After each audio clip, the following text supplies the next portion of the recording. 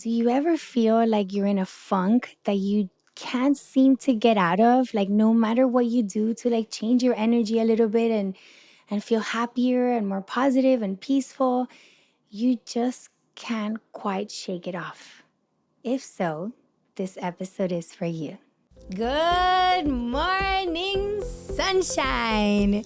Welcome to the Faith and Growth Podcast, the space where psychology and spirituality come together to help you rise into the person you were created to be. If you're ready to stop playing small and start living the life God designed for you, I got you. I'm Dr. Betsy Guerra, psychotherapist, speaker, and author, and I'm here to help you heal, rise, and walk boldly in your purpose. So if you're ready to do that, let's get started. August 25th, 2013.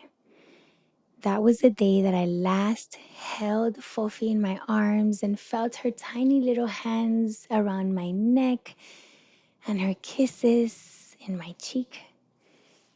That was the day she went to heaven.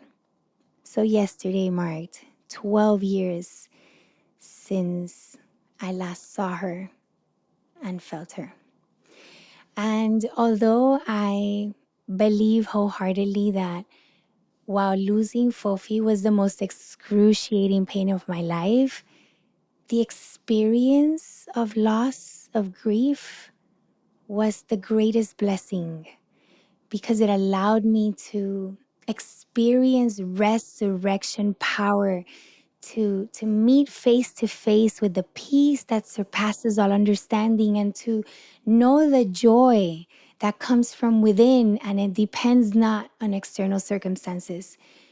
And it also brought me closer to God, which that alone I feel forever grateful. So that experience was beautiful. It also allowed me to feel things I never thought I would feel, and know that I could live with those feelings. It's almost like, when you're hungry. I know I don't like to be hungry, and every time that I'm gonna go somewhere for a long time, I think like, oh, let me pack some snacks because I'm scared of being hungry.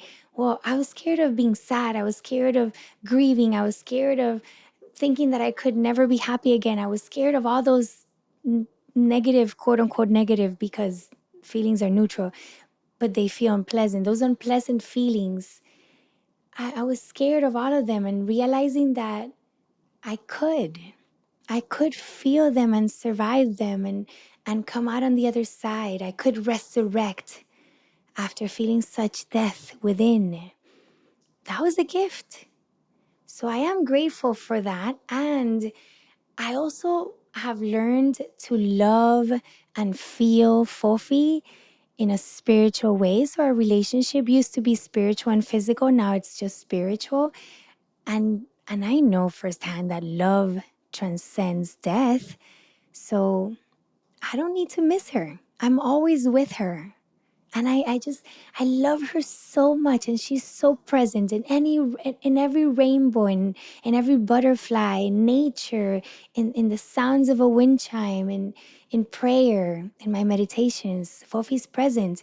So at this point of my life, I am happy. But when August comes around, I get in a little bit of a funk, and I have a hard time shaking it off. I feel easily annoyed. I am overwhelmed. I have less bandwidth and less ability to neutralize my emotions and to manage them, to regulate them. And it's not until I realize, and at this point I feel like I become aware really quickly because it's happened for 12 years. But it's not until I become aware of, okay, I'm here, I'm in this funk, that I'm able then to do something about it. And it's not as easy as other times. I have a lot of tools to regulate my emotions. But when this comes up, it seems harder. And maybe the same is true for you. Maybe there's a season at work in which you have deadlines and you have, like I know this is true for CPAs and people in the insurance business. And sometimes there's a season that feels very overwhelming, and being overwhelmed and tired and overworked can put you in this funk. There are other times in which you have been repressing a feeling or an experience because it feels like the right thing to do, and then that expends your energy, so then you have less energy left to adapt to new circumstances. So or maybe you've gone through many back-to-back situations that have depleted you, or you've been doing, giving, and you haven't filled your bucket, you haven't replenished with things that bring you joy and that energize you. So there are many different reasons for which we get in a funk. And for me, typically during this season is what psychology calls the anniversary reaction. So emotions are the language of the body, says Joe Dispenza, and thoughts are the language of the mind. So if emotions are the language of the body, then when emotions enter our body, imagine that an emotion is like a piece of meat. It's like food. When a piece of meat enters your mouth, now you need to chew it into like smaller parts, and then you swallow it, then you digest it, and then you poop it. That's usually the process of the meat in general. So emotions also come in to your life, right? Like you experience them, and then you chew them. Chewing them would be the equivalent of feeling them. You sit with them, you experience them, you cry, you scream, you hit the pillow, whatever it is, or whatever it is that it comes out as, the feeling, the experience of that emotion, that is the chewing. Then you swallow it, and swallowing it is the equivalent of accepting it, right? Like, because when you're chewing, you could be like, oh my gosh, this sucks, I can't believe this steak is so hard, and I should have gotten filet mignon, and oh my goodness, it's super greasy, right? Like, you could be fighting with the meat while you're chewing, and you can be fighting with reality while you're experiencing the pain or the frustration or the anger or whatever unpleasant emotion you're going through. And then when you swallow, it's like, it is what it is. You are feeling this. So that's swallowing. And when you accept, you remove the resistance that oftentimes creates even more pain. And we talked about that in episode number 4, with my faith method, faith in adversity. So you swallow, you accept this emotion, and now is when you can apply all the tools that you learn here. Now is when you're able to reframe. Now is when you're able to look and focus on the blessings, to practice gratitude, to journal. So when you're digesting that meat, or when you're processing that emotion, that's when you can talk about it, assume responsibility for it. What is the story I've told myself? How am I contributing to this feeling that I'm experiencing? Because we own our peace, and we own our emotions, right? We spoke about that in 2 episodes ago. So at that point, you've processed it, you've been able to to make it support you, and then you're able to release it. But it doesn't always work that way. That's how it's supposed to be in theory. We're supposed to choose, swallow, digest, poop. And then, of course, before we evacuate it, we keep the nutrients and the vitamins and all the things that are good, the good things of that pain, the lessons, the resilience, the strength, the power, or of the food. But what happens when you experience an emotion? I lost Fofi and I was heartbroken. The pain was excruciating. I felt it penetrating my bones. I couldn't bear it. It entered my body. Like I didn't choose to interpret anything. It just came in. And I was, I thought I was gonna die. I wanted to die. So that emotion is already inside of me. And I didn't know the things that I know now. So there were moments that I wouldn't chew it, I wouldn't feel it because I have to be strong. Or I'm not gonna cry because my daughter's watching and I need to protect her. And I had all like I didn't know the importance of sitting with the pain. I wasn't familiar with pain. I was familiar with joy, and I was happy all the time and energized, and this was unfamiliar and uncomfortable. So I was feeling all these things that I wasn't necessarily expressing. And the same thing is true with you many times. Maybe it doesn't feel right to express anger because how could I be angry at this person who's so good to me? Like, does that mean that I'm being ungrateful? Right? Like we don't allow we judge our feelings. We're like, oh, feeling envy is bad. Feeling jealous is bad. Oh my gosh, what kind of person am I? Feeling anger is, ooh, that's good girls don't feel anger. We have their feelings, they're neutral, they're not bad. They're meant to support us. In fact, and this is another topic for another day, but emotions are the compass God uses to guide us. That's how important emotions are. But we judge them, so we avoid them. And Dr. David Hawkins says that there's three ways of managing emotions typically. The number one, we repress or suppress them. We like so repression is when you unconsciously suppress an emotion, and then suppression is conscious. And suppression is like kind of like pushing away. I'm pushing away this emotion to not feel it because it feels uncomfortable, because I don't know how to deal with it, because it's yucky. So suppression is just push the emotion away. Then there's expression, which is speak about it, tell others about it, let it out by saying it, by communicating it. And then there's escaping it, which is avoiding the emotion and not really addressing it and almost like ignoring it. So there's pushing away, there's expressing, and then there's avoiding. And in his book Letting Go, which is a book about surrender, and it incorporates science. He's a psychiatrist, a researcher, but he's also a spiritual teacher. And I love how he incorporates psychology with spirituality. And in his book, he explains like none of the above are the right way to process and experience emotions. Because when you repress them, then what happens is that you accumulate those emotions inside of you, and the body keeps score.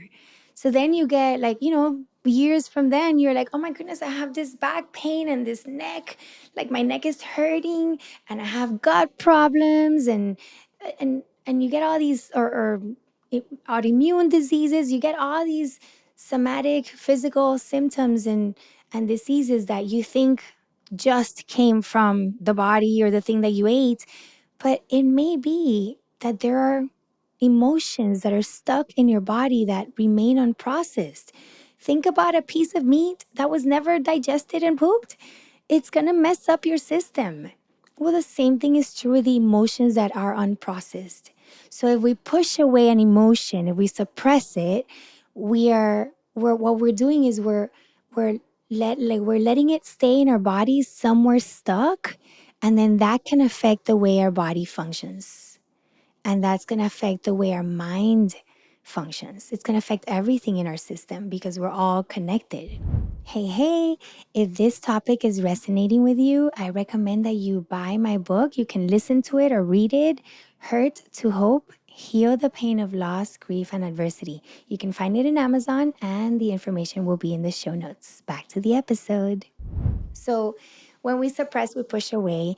When we express, so they used to think like Freud used to say that the that suppression is the cause of neurosis, right? Like, if you're having depression and anxiety and all these problems that we're familiar with, it's because you've been suppressing emotions.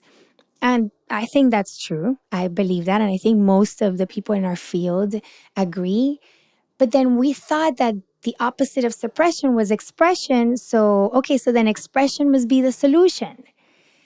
And when we express, let's say I'm super annoyed or angry at my husband because he didn't act the way I wanted him to act, or he said something that I felt hurt by, um, or or or I'm judging him and thinking like he's not supposed to be or act a certain way.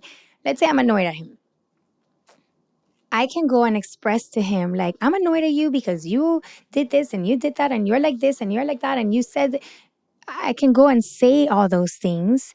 And in psychology, we've been tricked to believe that that's a good thing. Communication is key. It's important to tell your spouse what you're feeling at all times, at any cost.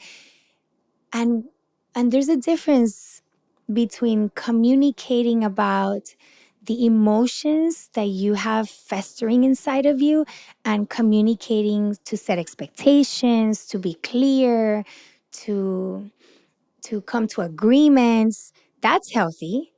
But expressing negative, unpleasant emotions to people without processing them so that we can vent and feel better, because, typically when we let it out, we're like, we find some relief. That is not necessarily healthy, because what you're doing is dumping the crap that's inside of you onto another person.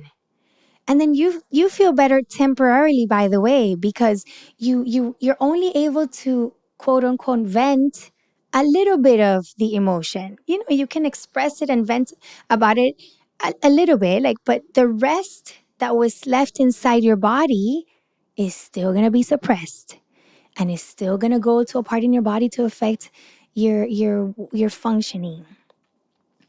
And now you're not the only one suffering, or you're suffering a little less, but you've put this on someone else. So whenever you're feeling something towards a loved one, something negative towards a loved one, be still first. Be still and know that I am God. Spend time with God. Ask Him, like, God, can you shine some light and show me what about this feeling is mine? And how do you want me to interpret it, experience it? Like, what is this doing for me? Because if God's allowing you to feel that emotion, maybe it's so that you can just release it already once and for all. That's probably stuck emotion in your body. And here's the thing, something that Dr. Hawkins explained in this book is that we have like a certain level of emotions that we can tolerate in our bodies. So let's say I can tolerate up to 100 units of anger, 150 units of sadness, I don't know, 50 of frustration. I'm making this up, but just to make it a little more visual. Like, you have a certain amount of sadness, anger, frustration, grief, all those things that you can hold in your body, that you can withstand. What happens is, and that you can suppress. So what happens is that when those emotions are like when the units that you are allowed to experience in your body are surpassed, then you are going to unconsciously create scenarios, events, or experiences that allow you to express it so that you can release a little bit and go back to your norm. So, for example, in these days that I've been a little bit in a funk, I I have very limited space for frustration or overwhelm or anger or sadness. Like, I have very limited space I've been filling the bucket, suppressing.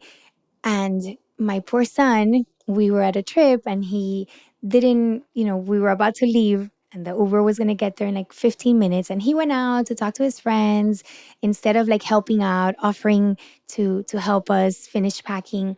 So when he came back, I was so rude. I was I was just mean and rude and was screaming at him, and you never care about helping, and you never offer help, and because you're inconsiderate and you're only thinking about yourself, and I said all these things that weren't true. Like I could have, and he was like, why don't you ask me nicely then? And I'm thinking like, because you're supposed to, this is your responsibility, like I don't need to ask you, like much less nicely. But I was wrong. I was wrong. I was being really mean and rude because I had too much overwhelm inside of me, and I needed to find an opportunity, an event that allowed me to express and release some of that in a very unhealthy way, I should add. So I hurt my son's feelings by because I need to vent. Or this happens also, like, let's say you have been working hard, and things haven't gone your way in a project, and then you leave to go home and all the lights are red so that you can scream, or somebody like cuts in front of you so that you can curse at him. Like, we create, because every emotion radiates, exudes vibration, energy. So we unconsciously manifest, create, attract experiences that are going to allow us to connect again with the very unpleasant emotion that we've been experiencing, so that we can release some of it and feel like, okay, I can do this now. Okay, having said that, we have a limited capacity to hold certain emotions, and we oftentimes suppress those emotions inside our bodies. So we get to manage the emotions in a healthy way. So suppression, expression, and I think avoidance and escaping, like I think that one is self-explained. That's when we choose not to even deal with it. We ignore it. At that point, the emotion is inside of you. Like you have a piece of meat that you haven't even chewed. You're gonna get bad breath. Like a lot of things are gonna happen. Or you're gonna swallow that and it's not gonna be able to be processed in your stomach because you didn't bite it into like small pieces, whatever that is, using the analogy of food. But neither one of those is healthy. So then how do we manage if it's not to suppress, if it's not to express, if it's not to avoid? How do we manage emotions? How do I manage this pain that I experienced when my daughter went to heaven? What do I do with it? I feel it without resistance. I feel it without judgment. I allow myself to sit with it, and it's not a bad feeling, it's not a negative feeling, it's a feeling. It is what it is. That's all it is. It's neutral. And I allow myself to cry, and I allow myself to have a like something like a tight block in my chest or a broken heart, and I allow myself to be in bed for days and having a hard time getting out of it. And I allow myself to not smile. I allow it. When you give yourself permission to feel without resistance, without venting, without judging that feeling, you are able to let it go. It flows through you. It goes through that process of chewing, acceptance, swallowing, processing, and pooping. But if you resist it, then you're suppressing always a little part of it. Think of an unpleasant emotion you're experiencing right now. Or maybe you're super happy go lucky and life is good. Then reflect on a time during which you were in a little bit of a funk and you couldn't shake off these unpleasant feelings. How do you experience that feeling? What's how do you express it? Like, are you crying? Are you just being still? Do you feel like pain in your heart? Is it anxiety? Because, by the way, it doesn't have to be grief, it doesn't have to be frustration, doesn't have to be anger. Anxiety is an emotion. Are you fighting it. You're like, no, everything's okay. I shouldn't think this way. This is not true. It's okay. No, no, no. Don't believe that thing that is in your mind. That's processing. You must feel it first. Sit with the anxiety. Let it flow through you. You don't have to believe your sweaty palms and your racing heart. You can just feel it. You can just allow it. Surrender to the experience of that emotion. In the measure that you surrender to it, that you allow yourself to feel it without judgment, you are able to process and let it go. But if your emotion does not get to your gut, if you never swallowed it, then it's gonna stay inside of you. Does that make sense? Well, now that you know that you get to feel the feel, I also want to give you a little bit for the processing part. We've spoken about affirmations, we've spoken about reframing, but today I want to tell you about redirecting that emotion. Early on, during my grief, I I had a lot of flashbacks and it was dark. I would often think like, what did she think right before she died? Did she think mommy's not protecting me? Mommy, where are you? Was she struggling to breathe, to take a breath? Was it quick? How did it happen? Did she go in the water and then couldn't swim, or did she get, I don't know. I still don't know how it happened. So I would have flashbacks, imagining, visualizing, and of course my imagination was my worst enemy. And I remember talking to my spiritual director at some point, and he said, redirect that emotion, like your attention, I should say. So instead of paying attention to the flashbacks, the thoughts, the emotions that were being exacerbated by that experience, he asked me to to redirect my attention to doing something for someone else, to being generous, to being kind, to doing an act of service. And I remember every time I would have those flashbacks, I would then call my friend whose son was going through difficult times and was sick at the time, and I would ask how he was doing. Or I would call my mom or my grandma and bring a smile to their faces. And it was such a simple act, which obviously you don't feel like doing, but so powerful. And I understand scientifically why that is. When you do an act of kindness, you release oxytocin, which is a feel good hormone. So, by blessing someone else, you bless yourself and you change your energy. You shake off that that negativity and that pain within you. So the unpleasant emotions take a back seat. I remember the first year, Alain's first birthday after Fofi passed, he was miserable. It was a really painful day for him. And he decided to go visit a friend who had just had a kid and bring him pastelitos, which are some Cuban pastries.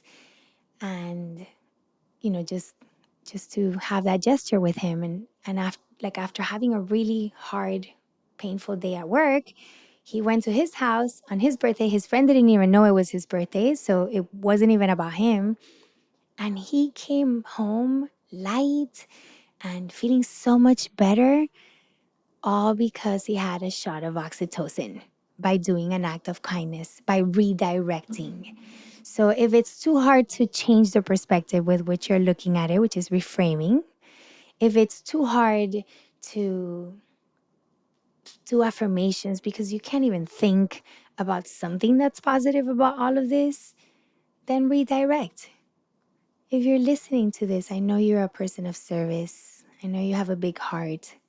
I know you care about others. So then choose the time that you're feeling the most pain to bless someone else.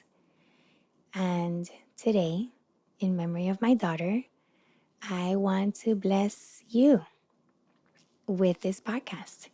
And I pray and hope that it helps heal your heart and it helps all those emotions that are stuck in your body flow through you so that you, my friend, can shine bright. I love you. That's it for today's episode. I loved spending this time with you. So thank you for joining me. If somebody came to mind while you were listening, bless them with this episode. Send it to them. And if you may, please subscribe and leave a review. Those are really helpful to help us spread the message. And if you want to grow in faith and wisdom, join me at faithandgrowth.com. Thank you for spending this time with me. Love you.